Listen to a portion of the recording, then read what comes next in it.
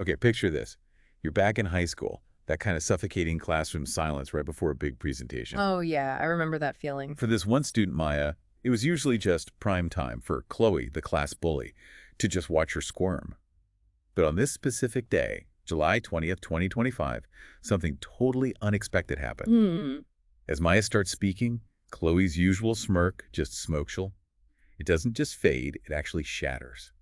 Her eyes go wide, tears start rolling, and by the end, she's openly sobbing, completely broken down, Wow, that's dramatic. isn't it?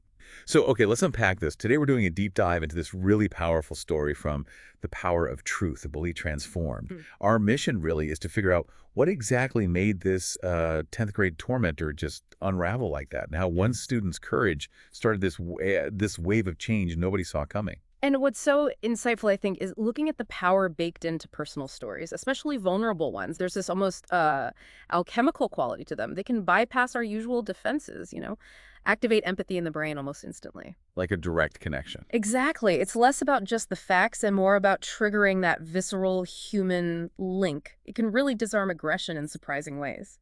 This story is a perfect example. So let's talk about Maya. She's a junior, and she says herself she once craved invisibility. Like, her safe space was her sketchbook, charcoal drawings. Yeah. That was her escape. An artist. Okay. Yeah, but like often happens, that safe space. It became a target for Chloe. The source paints Chloe as this, whirlwind of beauty and confidence, but her bullying tactics were insidious. How so? Well, things like deliberately tripping Maya so her books go flying, Yeah. whispering nasty things about her clothes, thrift store clothes, Yeah. and maybe the worst, just snatching her sketchbook and saying something super patronizing like, oh, it's cute you have hobbies. That dismissal. Right. But the incident that really, really hurt happened about a month before the presentation. Chloe accidentally spills water all over this charcoal drawing Maya had spent a month on. A month's work. Yeah, an oak tree, just reduced to a gray smear. And Maya said the chilling part wasn't just the ruined art, it was Chloe's laugh afterwards. Described it as sharp as shattering glass. Oof. That's cold. But even colder, Maya says, was the silence from everyone else. That was the deepest wound. The bystander. Yeah. Their averted eyes, she felt, basically validated Chloe's power. It made her whole world feel gray. That's a heavy image, isn't it? The weight of that silence. It really is. And that silence isn't passive.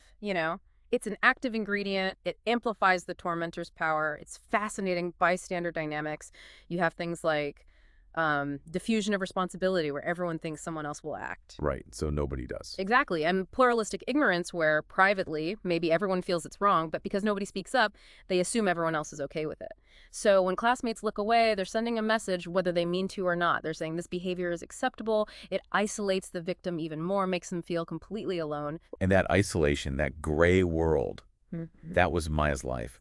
Until Mr. Harrison, the English teacher, gave them an assignment. The assignment was simple: tell your true story. And for Maya, that assignment sparked this tiny, fragile flicker of defiance. A turning point. Felt like it. But then came 2 weeks of just intense internal struggle, fear, basically. Yeah. Fear screaming that speaking up would just mean more laughter, more cruelty, failure. Understandable. That's a huge risk. Totally. She's wrestling with it, right? Yeah. Play it safe. Tell some bland story about a family vacation. Or actually talk about the real pain. Her mind just kept replaying it. All the trips in the hall, the Snickers in the cafeteria, the ruined drawing that she said felt like her soul dissolving. I mean, just imagine that, Lou. It's agonizing. And this really highlights the enormous psychological courage it takes to shift from feeling like a victim, where you often feel helpless, like you have no control, to finding your agency, to actually taking back control of your own story, your response. Like claiming your voice. Precisely. It's a core part of building resilience, but it often needs a catalyst, something to spark that reevaluation of your own power. And for Maya, it sounds like that came from an unexpected place. It did. Yeah. A really pivotal moment. She's in the hallway, sees a freshman drop their books, papers everywhere. She helps pick them up. And she sees the fear in this freshman's eyes. And in that fear, she recognizes her own past fears staring back at her. Ah, that connection, seeing herself in someone else. Exactly. And that's when it hit her. Yeah. Like crystal clear. The real enemy wasn't Chloe. It was the silence. Wow. So that was it. She scrapped the safe story, threw it out, and just started pouring all that pain onto the page. The lost art, the laughter, the crushing loneliness. That pain, she decided, would become her sword on July 20th. That's incredibly brave, turning pain into power like that. So presentation day comes. You can just feel the tension in the room, right? It crackled. Chloe goes first, naturally. Gives this, dazzling tale of cheerleading triumphs. Has the class totally captivated. Then, Maya's name is called. Deep breath time. Seriously. The room goes silent. She said her hands were shaking. The pages were trembling in her hands as she walked up. And she starts to speak. What did she say? Her opening line just hits you. Words can build or demolish. I've lived in the rubble. Ooh, powerful. Yeah, and then she just laid it all bare. The 1,000 cuts, she called them, hallway humiliations, the laughter, that constant unspoken message from the silence. You don't matter. Just raw honesty. Totally.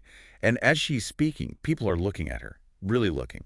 Eyes meeting hers, some wide, some kind of glistening. She talked about her art, her voice being destroyed in seconds, making her feel like she didn't deserve to exist. To that level of vulnerability, it's disarming, isn't it? It seems like it was. Yeah. What happens psychologically there when someone is that open in front of the person who hurt them? Well, it's a great question because, instinctively we think vulnerability is weakness, Yeah. that it invites more attack. But what Maya did, her specific type of vulnerability, it functioned almost like nonviolent resistance. She wasn't attacking Chloe back. She was simply stating her truth, the impact of Chloe's actions on her. That takes away the target for a counterattack. There's nothing really to fight against. Instead, it holds up a mirror. It reveals the human cost without demanding anything. And that's where empathy can unexpectedly break through. A mirror, not a weapon. I like that. Exactly. And then came the moment.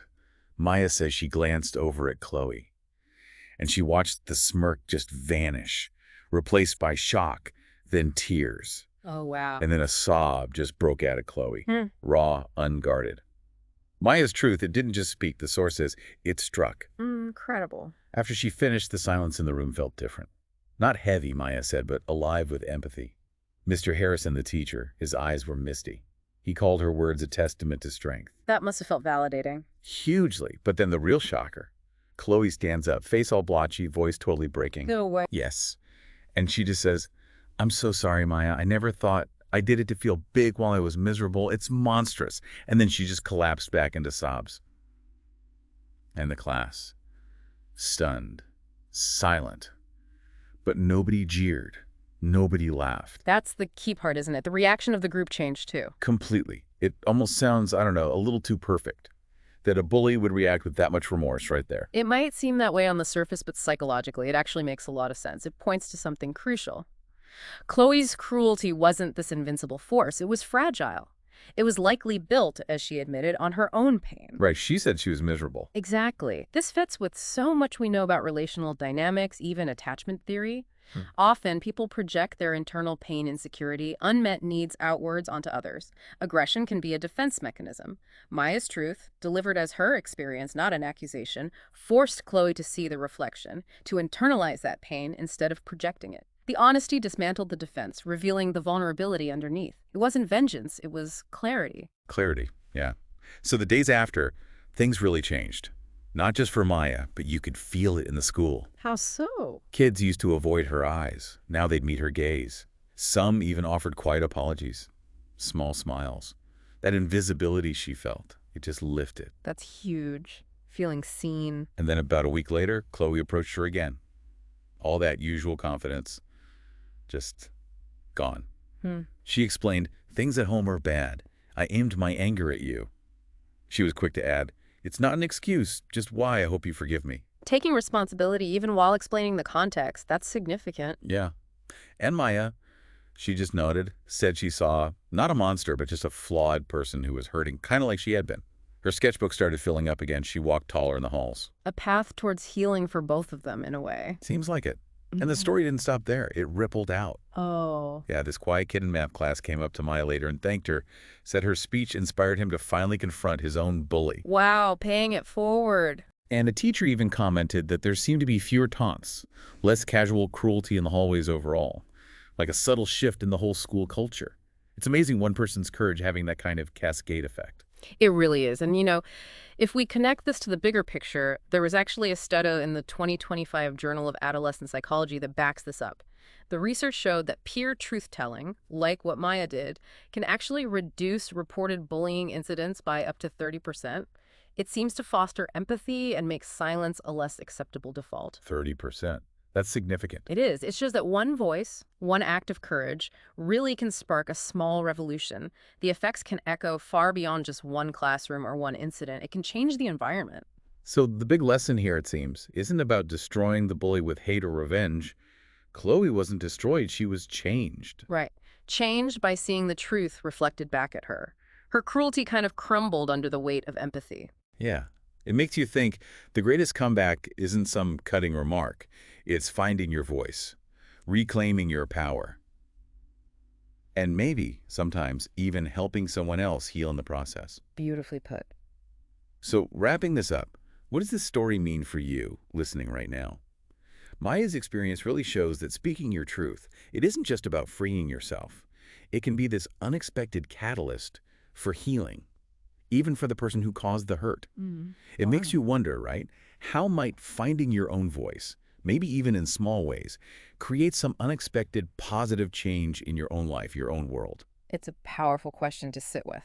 It is. And, if you enjoy digging into these kinds of deep insights, these surprising stories and the facts behind them, you should definitely check out Mind Expansion Daily. They have so much great information just like this, really designed to give you that shortcut to being well-informed and understanding the world a bit better. Good resource. Yeah, definitely worth a visit. And hey, if you found this deep dive valuable today, if it gave you something to think about, please do us a favor, like and subscribe to Mind Expansion Daily, wherever you get your podcasts. It really helps others find the show. Absolutely.